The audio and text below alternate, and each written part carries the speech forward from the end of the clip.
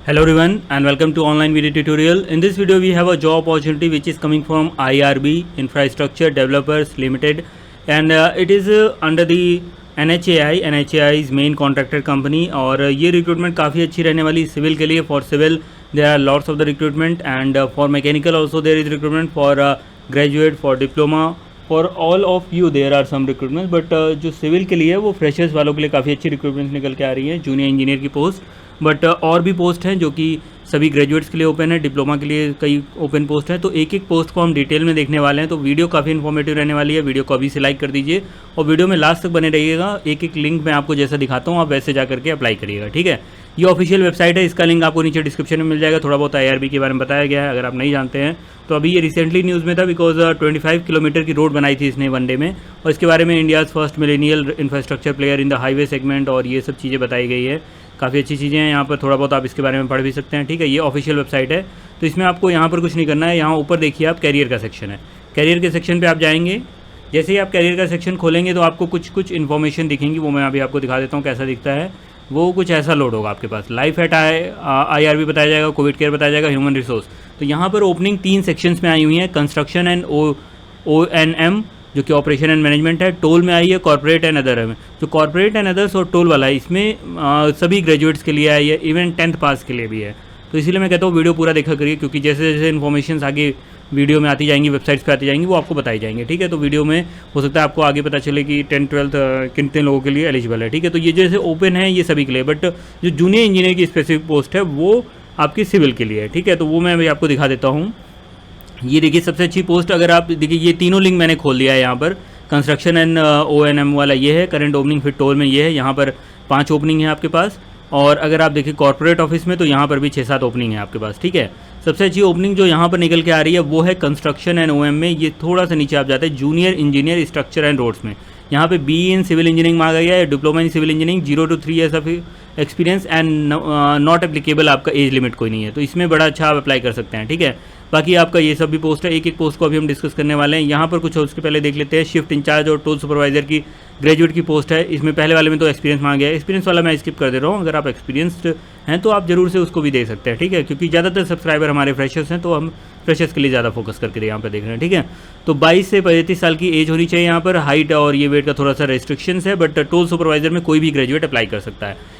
Toll administration में graduate के साथ बेसिक कंप्यूटर कोर्स सारे ही BTech वाले इसमें एलिजिबल होंगे. और आपने CCC वगैरह कुछ किया होगा तब भी आप एलिजिबल होंगे. ये देखिए 10+2 की भी वैकेंसी निकली है टोल ऑडिटर की, ठीक है. तो ये सब भी वैकेंसीज़ हैं आपकी, ठीक.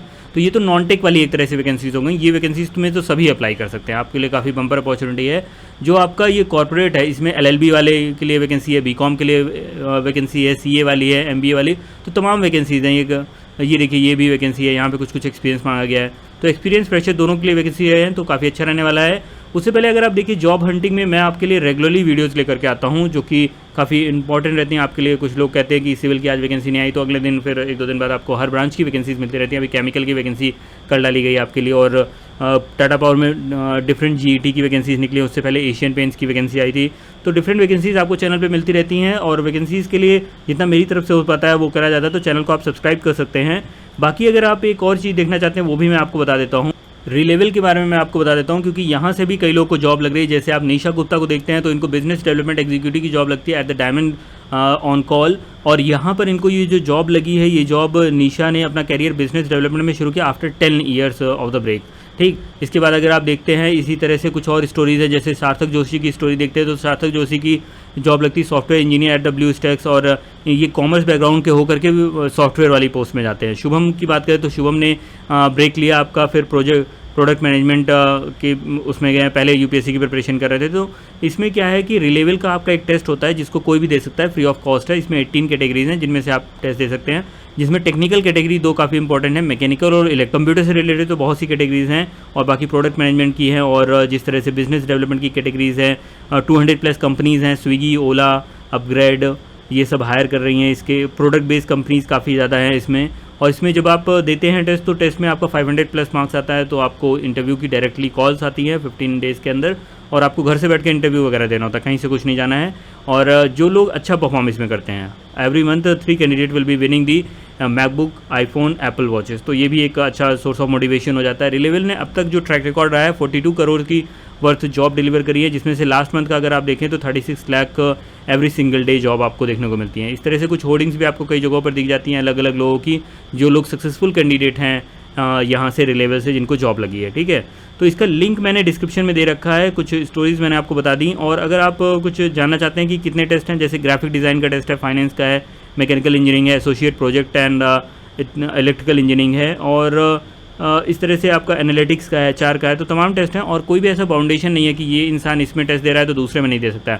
जैसे आप चाहें तो बिजनेस डेवलपमेंट एग्जीक्यूटिव का भी दीजिए, सॉफ्टवेयर इंजीनियर का भी दीजिए, मैकेनिकल का भी दीजिए, ये आपके ऊपर है। ठीक है, जैसी आपकी स्किल होगी उसके बेसिस पे आपकी जॉब लगेगी। कोई रिज्यूमे नहीं, कोई एक्सपीरियंस नहीं, कोई डिग्री नहीं, आपकी जो भी स्किल में नंबर आते हैं उसके बेसिस पे आपकी जॉब का इंटरव्यू होगा और आपकी जॉब लगेगी। तो ये भी एक अपॉर्चुनिटी है, इसको भी आप देख लीजिएगा। बाकी वापस से हम यहाँ पर आते हैं वीडियो पे। तो सबसे पहले देखिए, मैं आपको जो ये बता रहा था जूनियर इंजीनियर का, इसमें तो आप एलिजिबल होंगे, अप्लाई कर देंगे सिविल वाले।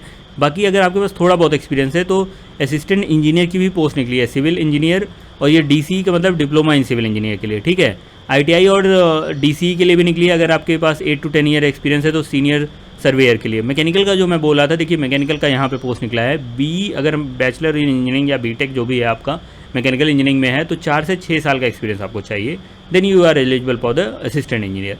ठीक, ग्रेजुएट में आपका जो है 3 to 5 ईयर एक्सपीरियंस हो तो HR जनरलिस्ट बन सकते हैं। अब जनरल मैनेजर के लिए तो काफ़ी ज़्यादा एक्सपीरियंस चाहिए होगा यहाँ पर। ठीक है, जनरल मैनेजर की पोस्ट आपको ये दिखाती है 12 से 15 साल का एक्सपीरियंस। सीनियर मैनेजर की पोस्ट है 10 से 15 साल 12 साल का एक्सपीरियंस। तो परेशान मत होइए, केवल एक्सपीरियंस के लिए नहीं है, सबके लिए है। अभी मैं जैसे वहाँ पे आपको दिखाया था, मटेरियल इंजीनियर की काफ़ी अच्छी पोस्ट है, BE सिविल इंजीनियर में अगर आपके पास एक्सपीरियंस है। ठीक, तो ये कुछ पोस्ट तो मैंने यहाँ पे दिखा दी, बाकी पोस्ट आप जब लिंक से जाएंगे तो खुद से देख लीजिएगा। अप्लाई कैसे करना है वो मैं आपको थोड़ा सा दिखा देता हूँ। अप्लाई नाउ पे जब आप जाएंगे तो बहुत मिनिमल डिटेल पूछ रहा है, बहुत ज़्यादा डिटेल्स नहीं पूछता, आप अप्लाई कर सकते हैं। ठीक, उससे पहले ये मैंने जैसे आपको बताया शिफ्ट इंजीनियर वाला, तो शिफ्ट इंजीनियर में तो देख लीजिएगा, अगर आपके पास 3 से 5 साल एक्सपीरियंस है तो आप अप्लाई करेंगे। बाकी टोल सुपरवाइजर में आप सभी ग्रेजुएट अप्लाई कर सकते हैं, तो ये काफ़ी अच्छी अपॉर्चुनिटी हो जाती है आपके लिए।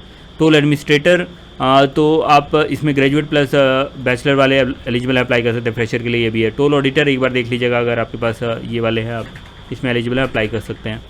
देन आफ्टर दैट अगर आप देखें यहाँ पर ये लिंक दिया गया है, इसमें अगर आप एलिजिबल हैं you can apply in this post also. जो अप्लाई का प्रोसीजर है, यहाँ पर जाकर के सबसे पहले ये चूज़ करना होगा किस डिपार्टमेंट में एलिजिबल है। जैसे जूनियर इंजीनियर वाली जो पोस्ट निकली है ये स्ट्रक्चर में निकली है, हाईवे वाला है, इसमें से किसी में भी अप्लाई कर सकते हैं डिपेंडिंग अपॉन योर क्वालिफिकेशन। ये सारी डिटेल भरनी होगी। यहाँ पर रिवर्स ऑर्डर में हायर टू लोअर डिटेल आप एजुकेशन की भरेंगे। एक्सपीरियंस वाला अगर फ्रेशर हैं तो ये छोड़ सकते हैं, नहीं तो एक्सपीरियंस वाला भर सकते हैं। चूज़ करना होगा यहाँ पे upload resume and then you have to send and that's it. ये प्रोसीजर है, पूरी एलिजिबल है, अप्लाई कर सकते हैं। वीडियो पसंद आई हो वीडियो को लाइक कर सकते हैं। कल मिलते हैं दूसरी वीडियो में जहाँ पर हम दूसरी जॉब अपडेट को देखेंगे। Thank you, have a nice day, bye bye.